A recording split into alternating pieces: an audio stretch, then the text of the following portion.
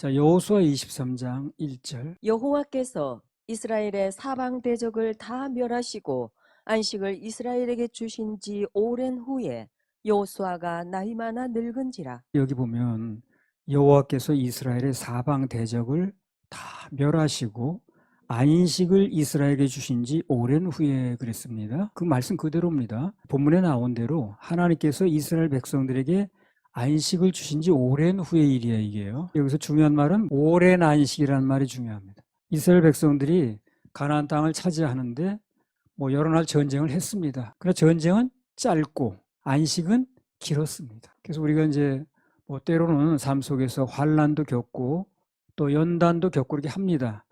엄청 큰 것 같죠. 겪을 때는 또 긴 것 같아요, 그게. 근데 사실은 알고 보면 그건 아주 잠깐입니다. 성경에 나온 인물들이 그걸 증거해요.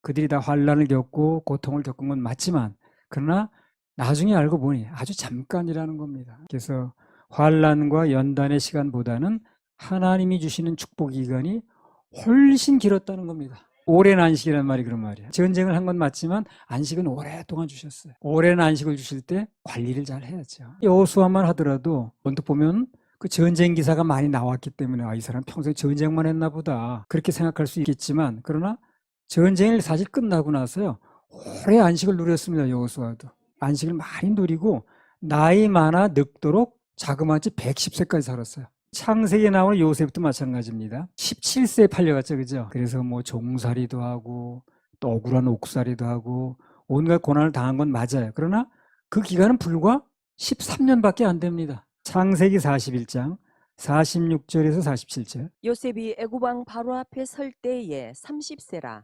그가 바로 앞을 떠나 애굽 온 땅을 순찰하니 7해 풍년의 토지 소출이 심히 많은지라. 17세 애국으로 팔려갔는데 총리 대신 될 때가 몇 살입니까?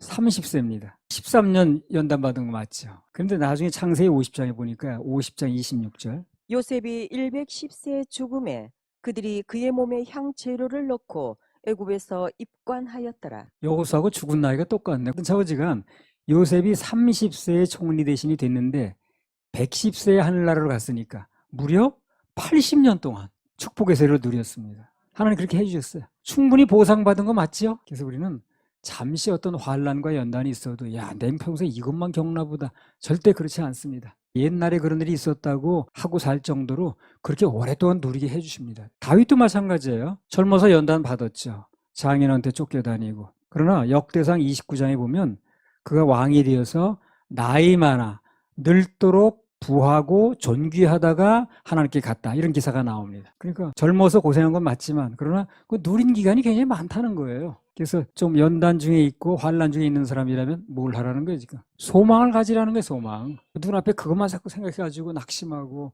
절망하고 좌절할 게 아니라 앞으로 누릴 기간이 참 많다는 거. 그걸 지금 말씀하시는 거 아니겠어요? 시편 30편 5절. 그 노염은 잠깐이요 그 은총은 평생이로다. 저녁에는 울음이 기숙할지라도 아침에는 기쁨이 오리로다. 그 노염이란 말을 이제 연단이란 말로 바꿀 수 있어요. 연단은 잠깐이고 은총은 평생이라는 거예요. 그래서 하나님 안에서는 잠시 울음이 있어도 결말은 기쁜 아침이 오는 겁니다. 그런 점에서 보면 아브라함도 그랬고 다니엘도 그랬고 다 마찬가지입니다. 연단을 겪은 건 맞아요. 그러나 누리는 세월이 훨씬 많습니다. 그걸 우리가 소망으로 가져야 돼요. 당면한 문제들이 있어서 연단 갖고 마음도 답답하고 그러죠. 그러나 그것도 언젠가는요, 다 누리는 세월이 깁니다. 전에 연단을 이제 받았지요, 우리도요. 그러나 지금은 계속 누리고 있잖아요. 장구하게 계속됩니다. 그 누림의 세월이 긴 거예요. 단, 그 누림의 세월을 오래 주셨을 때 그걸 잘못 활용하면 안 돼요. 태만해지고 그냥 나태해지고 예배 실패하고 그러면 안 됩니다. 그걸 더 주님께 드리고 또 예배 성공하고 이런 세월로 삼아야 되겠죠. 그래서 누림의 세월이 훨씬 길기 때문에 하나님의 축복을 우리는 100배로, 1000배로, 만배로 그렇게 이제 얘기를 하는 겁니다. 주님 사명 때문에 받은 연단은 다 보상을 해주시니까 걱정 염려하지 말고 갚아주실 주님만 바라보고 가면 됩니다. 여호수아 23장 2절. 여호수아가 온 이스라엘 곧 그 장로들과 두령들과 재판장들과 유사들을 불러다가 그들에게 이르되 나는 나이 많아 늙었도다. 여기 불러다가 그랬습니다. 이 불러다가 이 말이 참 중요한 거예요. 여호수아가 부르니까 장로들도 오고 거긴 두령들도 오고 재판장도 오고 유사들이 왔다는 거죠. 유사하면 유지급 이렇게 보면 되겠습니다. 그러니까 뭐냐? 부르면 오는 것, 그게 바로 지도자의 권위를 인정하는 겁니다. 최고로 인정하는 게 그게 바로. 부르는데 안 와. 이건 그 사람이 무슨 얘기를 하든 어떤 사정을 냈든 권위를 인정하는 게 아니죠. 우리도 국가가 부르면 군대도 가고 가잖아요. 가고 싶어서 가는 거게. 바꿔 말하면 국가의 권위를 인정하는 거죠. 근데 안 가고 기피했어. 뭐가 문제야, 이 사람이? 국가의 권위를 인정 안 하는 거예요. 그러니까 중벌로 다스립니다. 그래서 누군가의 권위를 인정한다면 부르면 오라야 되는 거예요. 부르면. 부르는데 자꾸 안 오고 그러면 그 권위를 인정하는 게 아니라 하나님의 권위를 인정하는 것도 마찬가지입니다. 그분께서 부르시면 와야지. 예배는 하나님의 부르심입니다. 그럼 예배 와야 돼, 안 와야 돼? 당연히 와야 됩니다. 교회 주보 맨 앞 보세요. 예배의 부르심 이렇게 써놨지. 뭐가 되려면 일단 부를 때 와야 돼. 그래야 일이 되는 거예요. 불렀는데 안 와. 무슨 일이 되나? 그게 안 되지. 하나님께 대한 최고의 대접 중 하나가 부르심, 소명이라고 그러죠. 소명. 그 소명에 응하는 겁니다. 응하지 않으면 그 다음 진도가 나가지 않아요. 성경에 보면 하나님께 쓰임받은 사람들은 예외 없이 다 부르면 오는 사람들이라. 우선 그게 먼저 되는 거예요. 먼저 불러요. 하나님께서. 오면 그분께서 정해가지고 사명을 줍니다. 나중에 보내기도 하는데 일단 와야 뭘 하지. 사무엘 보세요. 부르면 그 밤중에 3번씩이나 가잖아요. 사무엘상 3장 10절. 여호와께서 임하여 서서 전과 같이 사무엘아 사무엘아 부르시는지라 사무엘이 가로되 말씀하옵소서 주의 종이 듣겠나이다. 그날 밤에 하나님께서 무려 3번을 불렀어요. 이때 잠 많을 때입니다. 엘리가 부른 줄 알고 가보면 그 사람 또 안 불렀다고 그러거든. 근데 한 번도 아니고 3번이야 그러면 이제 날 새는 거예요, 그거. 잠은 다 잤다고 봐야지. 근데 그때마다 사무엘은 얼굴색은 안 변하는 거예요. 아, 이거 자꾸 부르는 거야, 이거 정말. 그러지 않더라고. 그리고 그냥 가서 주여, 내가 여기 있나이다. 한마디로 부르셨습니까? 옛날 용어로 찾아 계셨습니까? 그거예요. 아브라함도 그랬고, 모세도 그랬고, 사무엘도 그랬고, 이사야도 그랬고요. 다 마찬가지입니다. 바로 부르면 오는 사람들에게 하나님께서 일을 맡기시더라는 거예요. 안 오면 일 못 맡깁니다. 일을 맡는 게 중요한 게 아니라 부르면 일단 와야 돼요. 뭔가 일이 있으니까 불렀을 거 아닌가. 괜히 쓸데없이 부른 건 아니거든. 그래서 오면 그 사람에게 하나님께서 뭔가 하여튼 무슨 일이 됐든 간에 일을 맡기시더라는 거예요. 다시 한번 강조를 하면 하나님께 대한 최고의 대접은 그분이 부르실 때 응하는 겁니다. 내가 여기 있나이다. 찾아 계셨나요? 그게 최고의 마음 자세라. 그러니까 사무엘은 그렇게 하는 거예요. 다른 사람 다 마찬가지였어요. 12제자도 다 부르면 오는 사람들이었어요. 사람과의 관계도 마찬가지예요. 그 사람이 나를 인정하느냐 여부는 한번 불러보면 알아요. 누군가를 오라고 불렀을 때 그 부르는 사람의 체면을 봐서라도 한번 올 수 있다면 그 사람과 다음 단계를 진행할 수 있다는 거죠. 일단은 중요한 게 됐으니까. 민수기 16장 12절에서 14절. 모세가 엘리압의 아들 다단과 아비람을 부르러 보내었더니 그들이 가로되 우리는 올라가지 않겠노라. 네가 우리를 적과 꿀이 흐르는 땅에서 이끌어내어 광야에서 죽이려 함이 어찌 작은 일이기에 오히려 스스로 우리 위에 왕이 되려 하느냐. 이뿐 아니라 네가 우리를 적과 꿀이 흐르는 땅으로 인도하여 들이지도 아니하고 밭도 포도원도 우리에게 기업으로 주지 아니하니 네가 이 사람들의 눈을 빼려느냐. 우리는 올라가지 아니하겠노라. 이게 무슨 얘기냐면 부른 사람들이 어떤 사람들이 반란에 가담한 자 그중에 이제 다단과 아비람을 불렀습니다. 부른 이유가 정확히 나오지는 않았어요. 그러나 내가 볼 때 그래요. 이들이 젊은 사람들이니까 그 이튿날 땅속으로 생매장되는 걸 모세가 알고 있어요. 모세에게는 감동이 왔으니까. 그래서 이 젊은 사람들을 조금 살려보고 싶은 거지. 그래서 내일 고라 일당 나가서 섰을 때 땅이 갈라지면 생으로 매장될 텐데 너희들은 거기 가지 말어. 얘기해 주려고.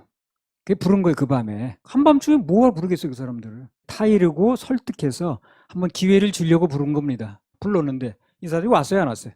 안 오는 거야. 우리 눈을 빼려고 그러냐는 우리 막말을 해가면서. 그 결과 민수기 16장 그 다음 장에 보게 되면 자기는 물론이고 가족까지 다 죽었습니다. 근데 불렀을 때만 가도 다 살 수가 있었는데 그들이 그렇게 반란 편에 섰다 할지라도 모세를 통해서 기회를 주시려고 부르실 때 그때만 갔어도 살 수가 있었습니다. 하나님께서 그들에게 마지막 기회를 주신 거예요. 한 번 부름이 참 중요한 겁니다. 죽고 사는 문제에 걸린 거예요. 이게. 그래서 가끔 주님께서 뭐 영적인 지도자라든가 또 사역자를 통해서 누군가를 부르실 때가 있습니다. 그때 그걸 왜 저 사람이 날 왜 부르는 거야? 오라가라 하는 거지가 뭔데 이렇게 하지 말고 주님의 음성으로 듣고 순종하면 자기도 살고 가족도 살고 교회도 살고 모두가 사는 겁니다. 나도 몇 번 얘기를 했습니다만 전에 후배가 불렀잖아요, 나를. 그날 목요일 날인데 학생 뭐 청년부 그날 성경 공부하는 날이었습니다. 근데 갑자기 오전에 전화가 온 거예요. 자기가 누구라고 얘기를 하면서 알죠, 내가 누군지. 우리 후배인데. 부흥회를 한다고 갔는데 강사가 너무 마음이 와닿아서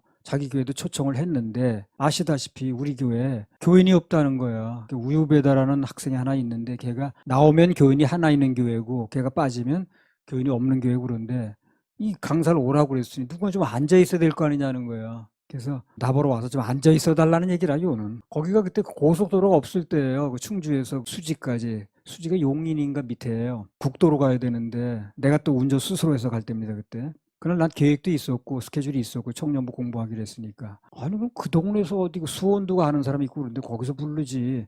여기까지 날 부르나 하는 생각이 언뜻 들긴 했지만 그러나 내가 어떤 생각이냐. 하나님이 날 부르시는 거 아닐까 하는 생각이 들었어요. 후배가 부른다고 생각되는 게 아니라 하나님이 날 부르시는 게 아닐까. 그래서 갔던 것이 오늘 여기까지 오게 된 거예요. 아브라함도 갈대아 우르에서 처음에 어떻게 합니까? 불러내시잖아요. 이스라엘 민족도 애굽에서 먼저 불러내잖아요. 부르는 것부터 시작되는 거예요. 부르는데 그 응답이 안 되면 그 다음 진도가 안 나갑니다. 모세도 그러고 모세야 모세 부르셨죠. 사무엘도 오늘쯤 부르셨죠. 이사야도 이사야 부르니까 내가 여기 있나 답변했죠. 다 먼저 부르시는 겁니다. 나중에 보면 나오겠습니다만 그 예수님 12제자도 다 불렀습니다. 처음에.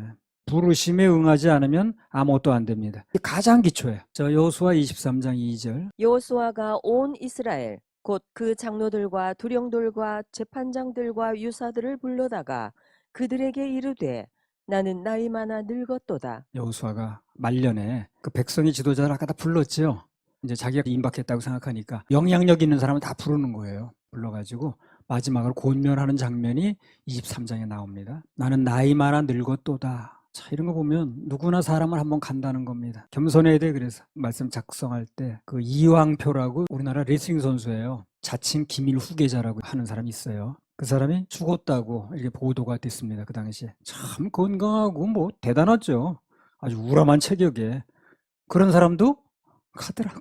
사람은 아무리 똑똑하고 훌륭하고 능력이 많아도 영원하지가 않습니다. 사람은 유한해, 유한해. 그래서 우리는 오직 영원한 것, 하나님만 바라보고 또 그분만 믿어야 그래 끝까지 소망이 끊어지지 않을 수 있어요. 사람은 유한합니다. 부족합니다. 허물투성이야. 그렇게 아무 허물도 없고 모자란 것도 없고 그러면 예수 믿을 필요가 사실 없습니다. 모자라니까 예수 믿는 거예요. 허물이 있으니까 예수 믿는 거예요. 내가 그런 거지 예수님 그런 게 아니니까. 우리 누구나 허물이 많고 실수도 많고 잘못하기도 많아요. 그래서 예수를 믿는 거 아니겠어요? 그렇게 내가 잘났고 아무 허물 없으면 나를 믿고 살지 뭐 예수 믿겠다고 할 필요 뭐 있나. 내가 허물이 많고 모자란 게 많고 부족한 게 많고 잘 쓰러지고 그러니까 예수를 믿는 거예요. 완벽하신 예수님. 저 사람 하는 거 보니까 예수 안 믿겠다. 그렇게 말하는 사람 많이 있잖아요. 그 사람 잘못 판단하는 거예요. 그래서 예수를 믿는 거예요. 그런 허물이 있으니까 내가 부족하니까 내가 그렇게 잘나고 허물 없으면 날 믿고 살면 되잖아. 그러나 우린 실수가 많고 날 믿어는 도저히 안 되겠으니까 그래서 예수를 믿는 거 아니겠어요? 주의 친절한 팔에 안기세 우리 마음이 평안하리니. 왜 우리가 그분 팔에 안겨야 되는가? 사람의 팔은 영원히 우리를 안아줄 수 없다고 그랬잖아요. 아무리 사랑스럽고 내 손자가 너무 이뻐 영원히 안아줍니까? 못 안아주지. 나는 지금 우리 로아 업지도 못해요. 세린인가 해린인가 모르겠는데 길 안고 건너고 나니까 허리가 아프더라고. 어떤 사람은 손자 안아주려고 뭐 철봉도 하고 그런다는데. 그러니까 우리 팔이라는 건 그렇게 정만 있을 뿐이지 부족합니다. 그래서 우리는 완전한 팔인 예수님 팔에 안겨야 되는 거예요. 그 영원하신 팔에 안겨야지. 무슨 얼마 있다 못 알아준 팔에 안기면 뭐하나. 부모의 팔이든 남편의 팔이든 우리를 영원히 안아주지 못합니다. 그래서 주의 영원하신 팔에 안기자는 거예요. 그래서 영원하신 주의 팔에 안겨야 항상 기쁘고 복이 된다는 거야. 안 그러면 항상 기쁘지 않아. 언젠가 못 안아주는데 뭐. 나도 어머니 품에 안겼던 기억이 있어요. 근데 그 어머니가 날 좀 안아줄 수 있냐는 거지. 못 안아주잖아. 우리는 영원히 안아주실 그 하나님 품에 안게 됩니다. 그래야 기쁘고 안심이 돼요. 설교가 뭐겠어요? 바람직한 설교는 듣는 사람들로 하여금 청중들로 하여금 자꾸 하나님 바라보게 만들어주는 거예요. 사람 바라보게 만들지 말고 환경 바라보게 만들지 말고 자꾸 하나님 바라보게 만들어주면 그게 성공하는 설교라. 그게 잘하는 설교예요. 자꾸 사람 바라보게 만들고 뭐 너네가 그렇게 하면 되겠어? 그런 죄 짓지 마라. 이건 잘하는 설교가 아니에요. 하나님 바라보게 만들어줘야 됩니다.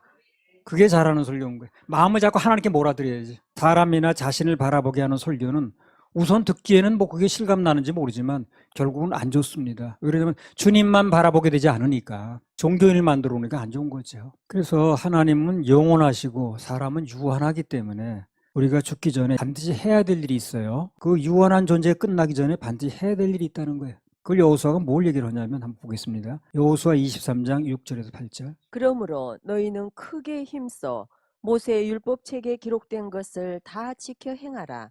그것을 떠나 좌로나 우로나 치우치지 말라. 너희 중에 남아있는 이 나라들 중에 가지 말라.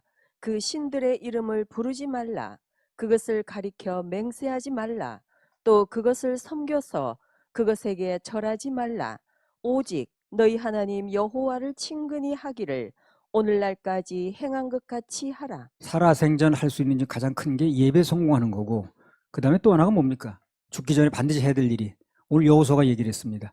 자신의 다음 세대가 있다는 거죠. 나만 그렇게 하는 게 아니라 자신의 다음 세대가 하나님께 대한 예배에 여전히 성공하고 그분을 떠나지 않도록 교육하고 훈련하는 게 할 일인 거예요. 우리 살아있을 때 그걸 다 해야 됩니다. 그걸 못 해놓고 가면은 정말 중요한 걸 안 해놓고 하는 거예요. 자녀를 얼마나 대학을 보냈는지, 재산을 얼마나 물려주는지 그걸 떠나서 정말 중요한 걸 안 하고 가는 거예요, 사람이. 그래서 내가 아직 살아있을 때, 영향력을 아직 가지고 있을 때, 부모들이 살아있을 때 뭘 해야 된다고요? 하나님 섬길 수 있도록, 예배 성공할 수 있도록 그 터전을 마련해 주고 가야 되는 거예요. 그게 할 일인 거예요, 죽기 전에. 그걸 못하고 죽으면 그 사람 할 일 못하고 죽은 거예요. 여호수아가 자기 가기 전에 그걸 얘기를 하는 거예요, 지금. 나는 떠나게 되는데 반드시 이 후손들에게 next generation, 다음 세대에 이걸 얘기해 주려는 거예요. 다음 세대도 여전히 예배 성공하고 하나님 떠나지 않고 하는 일에 교육하고 계속 훈련하라. 그것처럼 중요하고 큰 일이 없다는 거예요. 나는 갔어. 근데 자녀들은 교회도 안 다녀. 엉뚱한 짓거리 하고 있어. 아유, 이건 아주 그야말로 패가한 집안의 아주 대표라, 그게. 그 뭐 재산을 얼마나 물려줬는지, 그 후손들이 얼마나 높은 벼슬을 하고 있는지 떠나서 그건 아주 패가한 집안의 대표가 그건 거예요. 그래서 나는 가도 여전히 내 자손들이, 후손들이 예배 드릴 수 있어야 돼요. 그들이 떠나면 또 그들 후손이 또 드릴 수 있어야 돼. 그게 안 되면 이건 제대로 된 게 아니야. 성경에 보게 되면 우리가 눈여겨 안 봐서 그렇죠. 하나님의 사람들은 대부분 그걸 다 신경 썼습니다. 베드로후서 1장 12절에 15절. 이러므로 너희가 이것을 알고 이미 있는 진리에 섰으나 내가 항상 너희로 생각하게 하려 하노라. 내가 이 장막에 있을 동안에 너희를 일깨워 생각하게 함이 옳은 줄로 여기노니 이는 우리 주 예수 그리스도께서 내게 지시하신 것 같이 나도 이 장막을 벗어날 것이 임박한 줄을 알미라. 내가 힘써 너희로 하여금 나의 떠난 후에라도 필요할 때는 이런 것을 생각나게 하려 하노라. 베드로가 이 장막을, 육신의 장막을 벗어날 때가 됐다는 거야. 그러니까 내가 떠난 후에도 너네들이 뭘 해야 된다는 얘기를 하는 거야. 말씀이 생각나길 바란다는 거예요. 그러니까 들었던 말씀을 기억하고 그 말씀대로 살라는 얘기를 하는 겁니다. 그걸 아주 간곡히 부탁하는 거야. 나는 이 장막을 벗어날 때가 됐고 내가 떠난 후에라도 이런 것을 생각나게 하기 위해서 내가 지금 뭘 하고 있다는 거야. 잠깐 말씀을 너희들이 얘기해 주고 있다는 거야. 생각나라고. 그러니까 이 사람이 자기는 가도 다음 세대를 신경 쓴다, 그 말이지. 자, 바울 사도가 또 어떻게 나 보세요? 사도행전 20장 29절에서 31절. 내가 떠난 후에 흉악한 이리가 너희에게 들어와서 그 양떼를 아끼지 아니하며 또한 너희 중에서도 제자들을 끌어 자기를 좁게 하려고 어그러진 말을 하는 사람들이 일어날 줄을 내가 아노니 그러므로 너희가 일깨어 내가 3년이나 밤낮 쉬지 않고 눈물로 각 사람을 훈계하던 것을 기억하라. 바울이 자기가 떠난 후에도 내가 3년이나 밤낮 쉬지 않고 그냥 눈물로 여러분들에게 처음 보고 훈계하던 걸 좀 기억해라. 그 내용을 기억하라는 거예요. 그래서 또 그렇게 했다는 거예요, 자기는. 그 밖에도 야곱도 그랬고, 야곱도 자기 후손들을 다 얘기하고 주잖아요. 모세도 그랬고, 오늘 여호수아도 그랬고, 사무엘도 그랬고, 모두가 자신의 후대를 엄청 신경 썼습니다. 나도 그 신경 쓰는 거 지금 하는 일이 중점이 그거예요. 내 다음 세대가 있을 텐데 주님 늦게 오시면 그 세대도 여전히 예배드리 해야 됩니다. 이게 여기서 끝나서는 안 되는 거예요. 내 세대 끝나니까 서울교회 끝났네. 이렇게 되면 안 되는 거지. 여전히 교회는 있어야 되고 여전히 예배 드려야 되고 여전히 하나님께 영광 돌려야 되고 또 그 세대가 가면 그 다음 세대 또 할 수 있어야 돼요. 주님 늦게 오신다면 그 전에 오시면 올라가면 되는 거고. 그게 굉장히 중요하다는 거예요. 근데 보면 그 사사기도 그렇고요. 그 세대는 되는데 그 다음 세대가 안 되는 거야. 그래서 다 막 무너지고 그랬는데 그게 굉장히 중요한 거죠. 사도행전 20장 32절. 지금 내가 너희를 주와 및 그 은혜의 말씀께 부탁하노니 그 말씀이 너희를 능히 든든히 세우사 거룩해 하심을 입은 모든 자 가운데 기업이 있게 하시리라. 혹시 여기 기성세대가 가도 너네 세대 여전히 예배 드려야 돼. 흐지부지 해가지고 그럴 일이 아니야. 좀 신앙생활에도 어렵긴 하겠지만 그래도 예배 여기 드려야 되고 여전히 말씀대로 살아야 되고 그래야 돼. 기성세대 갔는데 이제 누가 무슨 얘기를 하나 뭐나 그럴 일이 아니라 사람은 가도 말씀은 남습니다. 사람은 가도 기도는 남아요. 그리고 부모가 가도 그 부모가 자녀들에게 들려주었던 목사는 가도 그 목사가 들려줬던 성경 말씀은 남아 있습니다. 교훈도 남아 있습니다. 그게 중요하다는 거예요. 그런 걸 남겨줘야 되는 거예요. 전부 그거 신경 쓰잖아요 지금. 나는 가도 그거 신경 써라. 무엇을 남기느냐도 중요하겠지. 그러니까. 그래서 우리가 해야 될 일이 바로 그겁니다. 쓸데없는 건 너무 신경 쓰고 보낼 게 아니라 뭐 애들 그냥 학교 보내는 거 그거 다 중요하지요. 그냥 땅에서 일입니다. 그건 결국에. 그것 때문에 어떤 하나님의 일에 예배에 지장받아서는 안 됩니다. 그리고 누군가 언젠가 부모가 되는데 또 언젠가 떠나기도 하는데 그 전에 꼭 할 일이 그거라는 거예요. 다음 세대가 있으면 그 다음 세대가 여전히 예배드릴 수 있도록 여전히 하나님께 영광 돌리고 사명 감당할 수 있도록 교회는 여전히 지속되도록 이렇게 해야 된다는 거죠. 할렐루야. 우리 하나님 박수 올려드려요.